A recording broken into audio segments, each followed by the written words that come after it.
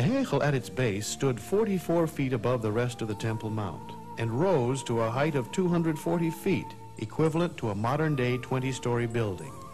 The walls of the interior of the Heichal were lined with cedar wood and then overlaid with pure gold.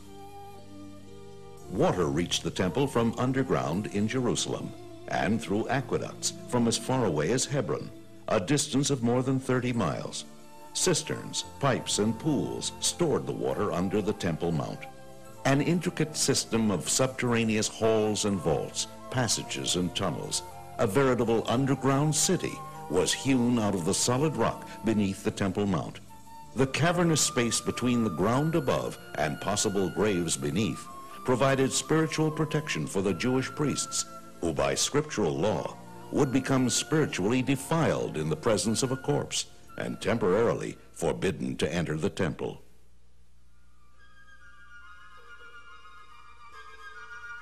Visitors to Israel today are astounded to learn that they are standing not at the foot of the Western Wall, but merely at the midpoint of its height.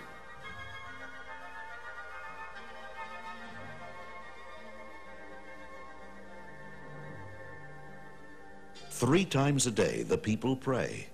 Look with favor, Lord our God, upon your people Israel. Restore the service to your sanctuary, and accept with love and favor Israel's fire offerings and prayer.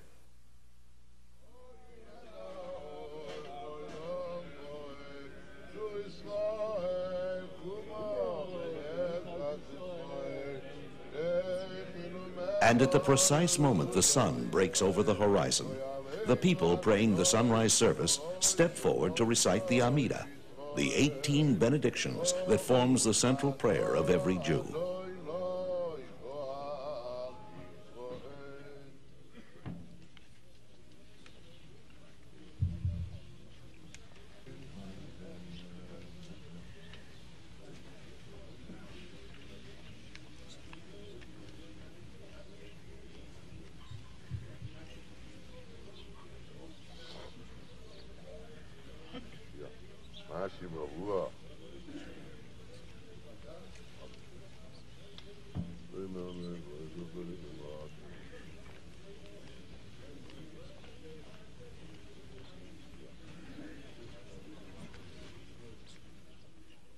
Three times a year, throngs of joyous pilgrims converged on the Holy Temple like blood is drawn to the heart to be revitalized.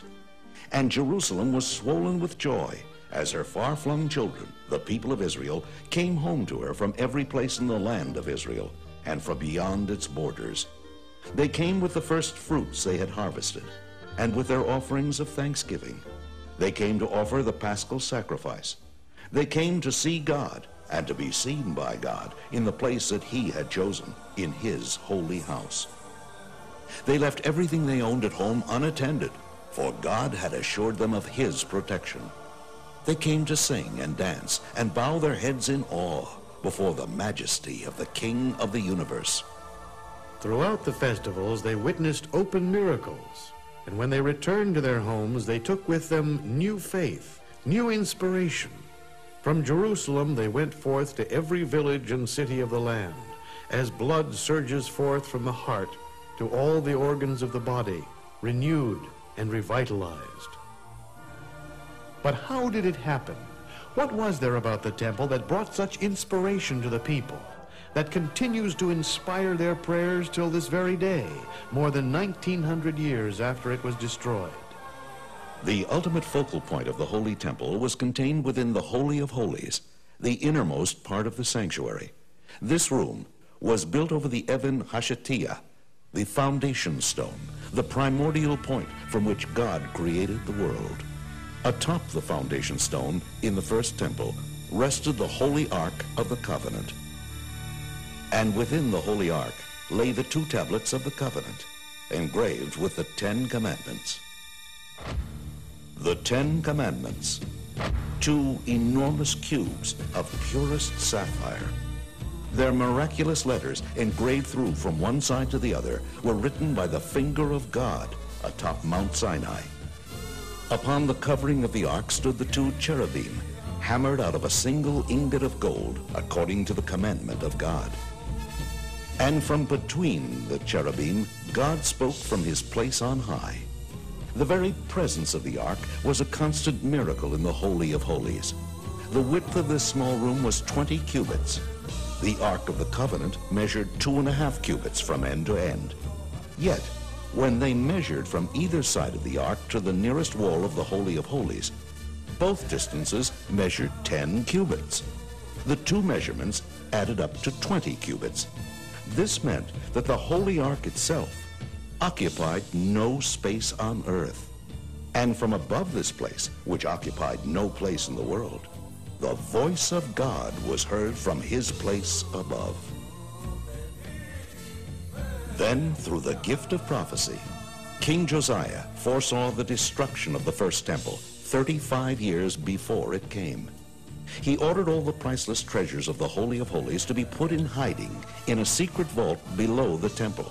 All that stood in the Holy of Holies thereafter, even throughout the 420 years of the Second Temple, was the foundation stone itself.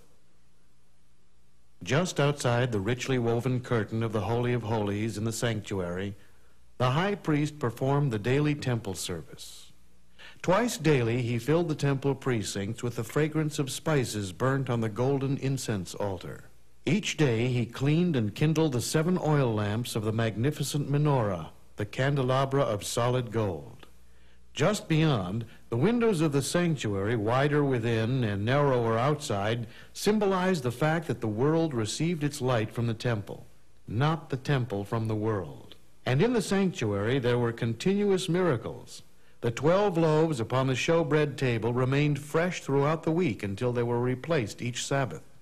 And the flames of the 3 branches on either side of the menorah all turned toward the center branch, which symbolized the Shekhinah, the divine presence.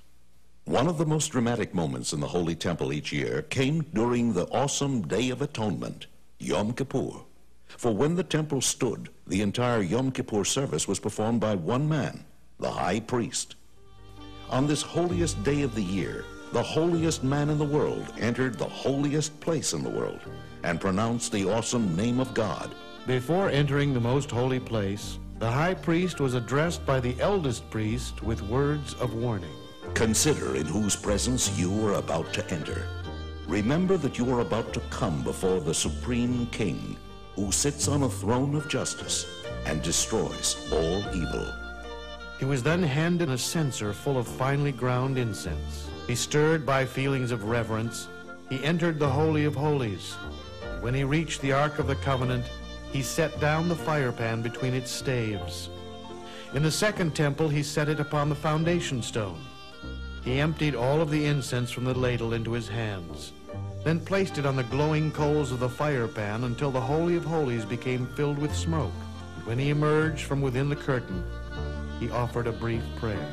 When atonement had been granted to the people, a thread of crimson wool that had been placed in the sanctuary miraculously turned white. The people who had been anxiously awaiting this moment now rejoiced.